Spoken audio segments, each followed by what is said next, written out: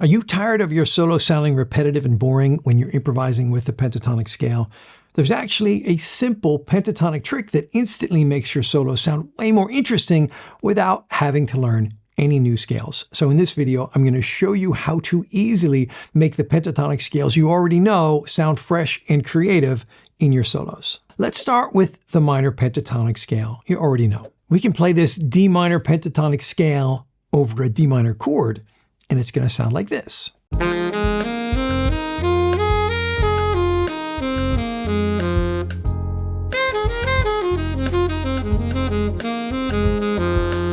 That sounds great, but after a while it can get a bit predictable.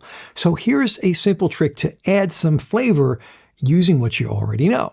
Instead of starting that scale on the root of the chord, D, let's play a minor pentatonic scale starting on the 5th. So in this case, that's A minor pentatonic over the D minor chord, and it sounds like this.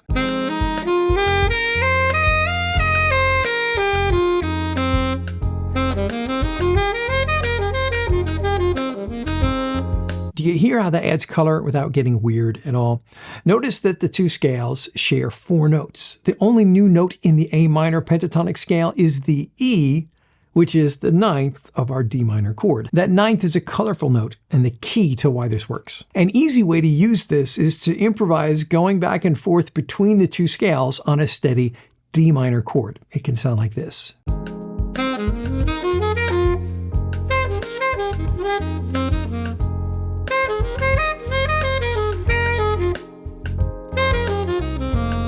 So next time you're improvising over a minor chord, don't just stick to the root scale the whole time. Try using the minor pentatonic scale built on the 5th for a more colorful sound. This trick works on major chords too. Let me show you. You probably already know that you can play your major pentatonic scale over a major chord and every note works, like this.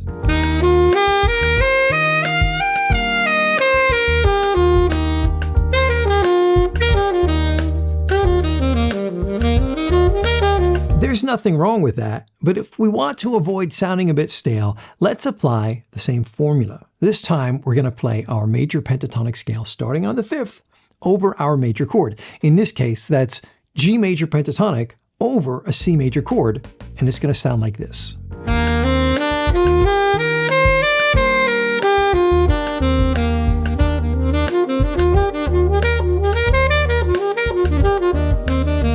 Again, these two scales share 4 out of 5 notes. The only new note is the B, which is the major 7th of that C chord. This major 7 adds color and flavor while still sounding very consonant.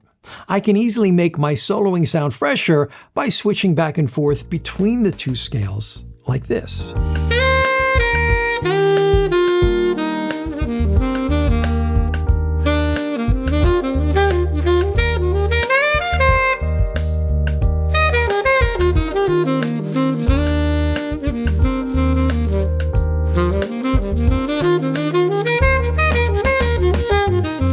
So next time you're improvising over a major chord, try using the major pentatonic scale that starts on the 5th. Now there's one very important thing to look out for when you use this method to avoid sounding like you're just running scales up and down. But real quick, we've opened up the Better Sax membership for a free trial. So if you want to seriously improve your saxophone playing while feeling motivated and having lots of fun, visit the link in the description to sign up now and try it out. It's very easy to fall into the trap of just playing the notes of the scale at random without any consideration for how each note relates to the chord.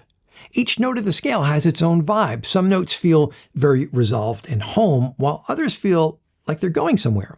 For example, on that C major chord, the notes that sound very stable are the C, E, and G, the main chord tones. When you're improvising, no matter which scale you use, if you end your phrases on these notes, your lines are going to sound much more intentional and coherent.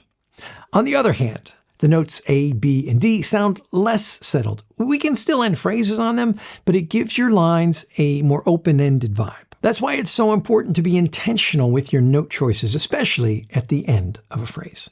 Let me show you what I mean. First, I'll improvise a phrase and end on a strong home-sounding note.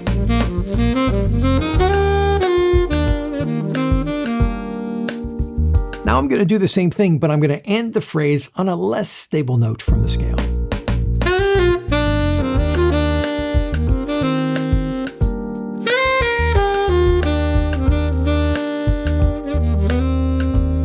Both examples sound good, but when we end on a color tone, it needs to be done with intention to avoid sounding random. There's one more really common chord type we haven't talked about yet, and that's dominant 7 chords. You may know that you can play your G dominant pentatonic scale over a G7 chord, and it fits like a glove.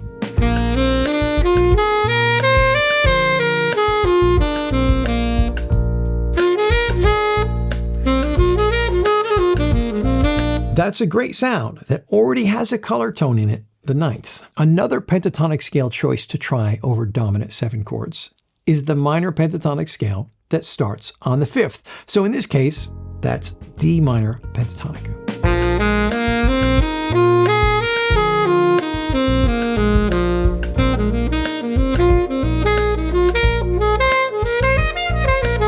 This scale also shares 4 notes with the dominant pentatonic scale built on the root, but we are adding in the C, or the 4th, to give us this nice suspended color over our dominant 7 chord. If we alternate between these two scales when soloing over a dominant 7 chord, it can sound like this.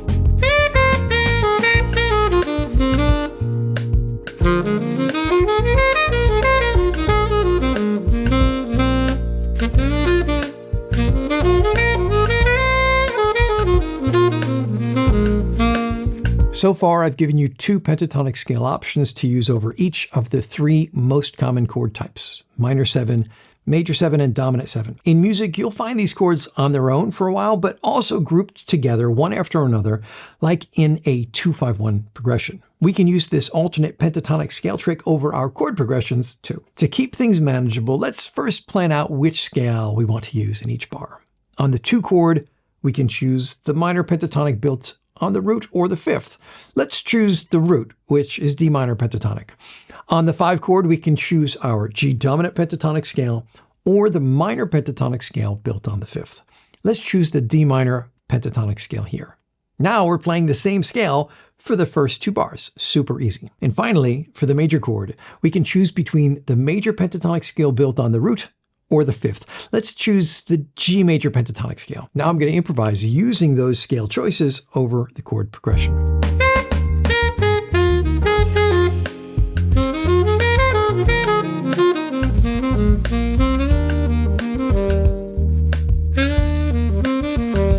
Of course, we can make other pentatonic scale choices for each chord in our progression. Let's hear what that might sound like.